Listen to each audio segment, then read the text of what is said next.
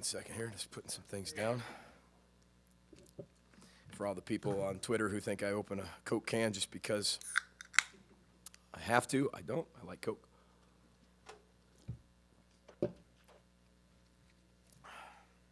Okay, opening statement. Where do I start? They always say you play like you practice. I thought offensively we weren't as sharp throughout Tuesday and Wednesday, and I don't think we're as sharp today. We left a lot of meat on the bone on offense. We had opportunities to score, big plays. We'd get the momentum going, and then we'd be in quicksand. We couldn't get out. Then we'd be running. Then next drive, we'd be in quicksand again. Defensively, stifling defense, salty, stingy. That's the expectation on defense.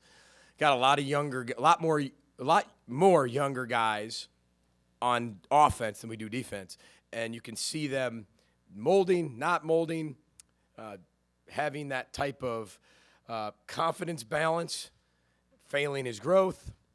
But I told him when we went inside, and last but not least, special teams, Jacob Berber's player of the game, period. We'll get to that, I'm sure, in a little while. But I told him inside, I said, you have to understand, because some of them kind of had their head down. I said, hold on a second. Winning's hard, period. There's a lot of people in our league today that did not win. Winning is hard, period.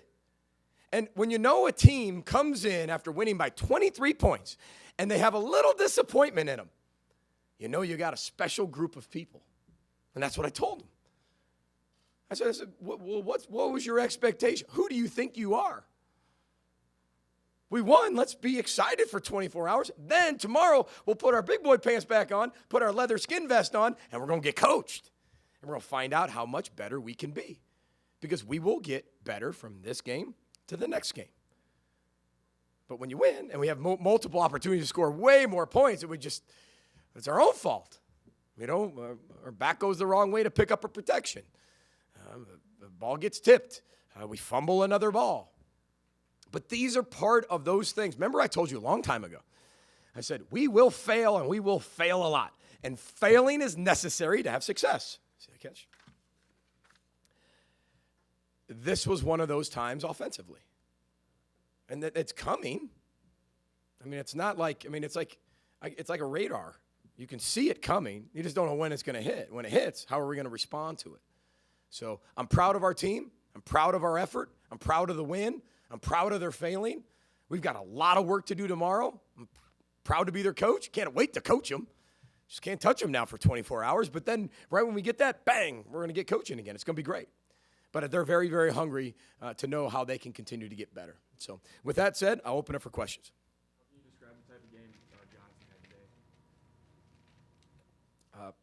Say that again, I'm sorry. How can you describe the type of game Johnson had today? Tyler? Mm-hmm. That's what Tyler does.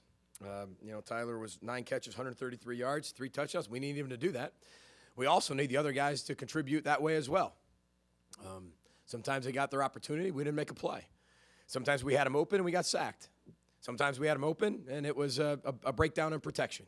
So those are the things that we're closer. We're closer. And you can see it. It's just we got to get it all to mesh together. And that's the challenge you have with a very inexperienced team going through different things. And but I thought he was exactly who he needed to be. He dominated the game. That's what he does. We talked about your youth a lot, but it seemed like your best players are really rising to the challenge, whether it's him or Winfield, and being your best players. They have to. Remember, we talked about we didn't have a lot of upperclassmen, but the ones we do, they have to be our best players. They have to be our hardest workers, and they have to be the best leaders. You're starting to see that happen a little bit more, whether it's Barber or it's Cashman or it's Antoine Winfield Jr. We're doing everything we can to not just put it all on them because they're not going to be able to do it alone. There's too many young people around them, I made a lot of young guys captains this game. I did. And I wouldn't change that at all. But now they have the experience of what the pressure and expectation feels like of being a captain. Did you perform as a captain or did you not perform as a captain? And now you know. So the next time you get a chance to be a captain, you'll respond. These are all these life lessons and these game lessons we're giving our players, and they have to go through. But the older guys, I think they're playing well. Jacob Berber's great example of that. Emma Carpenter, great example of that. We don't have a lot of them, but the ones we have, are doing their part to make sure that these young guys see what it looks like. What's been the keys to how your defense has been so stifling? Well, first of all, Rob Smith is, I've said this when we hired him. I think Rob Smith's one of the best defensive coordinators in the country. And you're always as good as the people you surround yourself with. Joe Rossi, our defensive line coach, I mean, Coach Rossi and Coach Smith are like this. That's why we hired him, right? Coach Rossi and I know each other very well as Coach Smith. Coach Adai, Coach West, like this. They know each other very well. Our defensive staff has meshed together really well. And that's part of it. You're talking about a continuity just of players. You need to have a continuity of defensive coaches. And you can tell they're all playing for each other. And we can run. One thing we can do is run. So a lot of our schemes are designed to make us run, and put us in a position where we can use that to our advantage. So we just got to keep getting better. But Rob Smith is a phenomenal defensive coordinator. Not only that, he's a great person. He's a great friend. I enjoy working with him every day, and he gets the most out of his players. He's demanding, very demanding. Not demeaning at all, just demanding. And he does everything he can to get the best out of his players and has high expectations of them on and off the field. Last week it was Emmett Carpenter. This week Jacob Herbers. How much has special teams played a role in the non-conference games? Well, special teams is a huge part of anything we do, whether it's conference, non-conference. It's part of the game.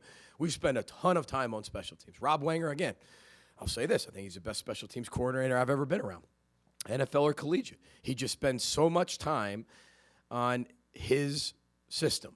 And that's what he does. He doesn't coach other positions. He helps out with the linebackers here and there. But his job is special teams because it's so important. Sometimes people have, well, yeah, you're my special teams coordinator, but you're also my linebacker coach. I don't have that. You are the special teams coordinator. And he takes a lot of pride in it. He works very hard at it. He's very creative. And he makes it so our players can play fast because we've got to use that to our advantage. And then I think I think playing on special teams here is an honor. We treat it that way. I mean, Kelvin Swenson, he was a captain. Kelvin Swenson wasn't even on scholarship, before the year started. Now he was on scholarship, and he's a captain. Everybody needs a role, and everybody can be a starter. We talk about 11 starters on offense and defense. We've also got another 11 starters on all those special teams. So very, very important. How do you feel Bryce Williams played today? I thought Bryce played better than he did last week. I thought he grew a lot. I thought he ran hard. He was tough. One thing is, here's what I'll say about him. He's been here 3.5 months. And when you're here 3.5 months as a running back and you're only 18 and you're not developed, it's hard to break all those tackles because you haven't even been in the strength program an entire year. He should be being redshirted right now. He's not. We can't. It's what we have to go through. But I thought he ran hard. I thought he played his butt off. And I thought he was very selfless.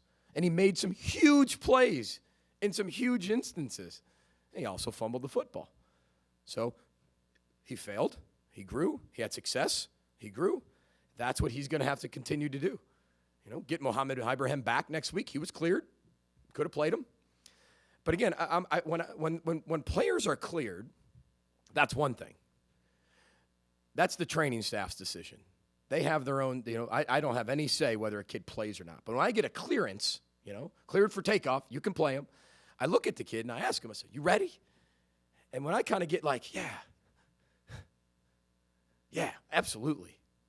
But I don't feel it, I'm not going to ever put him at risk. And so we didn't play him. We figured we use Seth a little bit more. We really put a lot on Bryce to see if he could handle that. And he did. He had 152 yards. He had a heck of a 35-yard pass catch, the screen. That's a big play in that game, So I thought he played really well. Now, Greg Schiano taught me something a long time ago. I used to, as a wide receiver coach for him, make excuses for my players. I was a wide receiver coach. Well, coach, that was a great catch for a freshman. He looked at me like, listen, if he's going to play, it doesn't matter what year he is. He either made the catch or did not make the catch. It's a great catch or it's a bad catch. Which one was it? There isn't a but. And we have Bryce Williams, our tailback. He's a freshman. Boom, he's got to make those plays. The freshman part's not an excuse. We're not making excuses ever. We're not going to start, or we have to stop making excuses. Now, reality of situations is reality of situations, but this team's 3-0. They should be proud of that. Now we're 0-0 heading into league play. Take one game at a time, find creative ways to score, move the ball, get our young people involved defensively, keep coming up with elite game plans where we can use that to our advantage. Special teams make a difference. But I was proud of the way he played. He's going to have his, these guys have such high expectations. I'm sorry I'm getting on a soapbox. They have such high expectations of themselves. But that's why we brought them here. But there's some things that just, they have such high expectations that it's like, good, I want you to, but you can't get down if you don't meet that today. Let's find out why, and let's change our best, and let's meet the expectation tomorrow. Keep staying positive with everybody. That's the way we're always going to be. You mentioned what happened around the Big Ten today. Obviously, that caught your eye.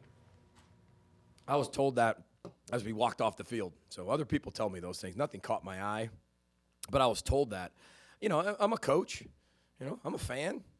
Before the game, you're kind of sitting in your office. You're going over the game plan. You're watching a little film. You kind of have the TV on just for drowned out noise. You're watching some things, and here's what's going on through the country. And yeah, there's a lot of teams around the country that maybe were picked to win today that didn't win. It's hard. This is hard. What we do is very hard. These are still 18 to 22-year-old young kids. And every day is a new experience for them. I'm just glad that we have a platform for as long as they give us a platform to do it, to influence their lives on the field, off the field, academically, athletically, socially, spiritually, and just keep making them better people and being ready for life.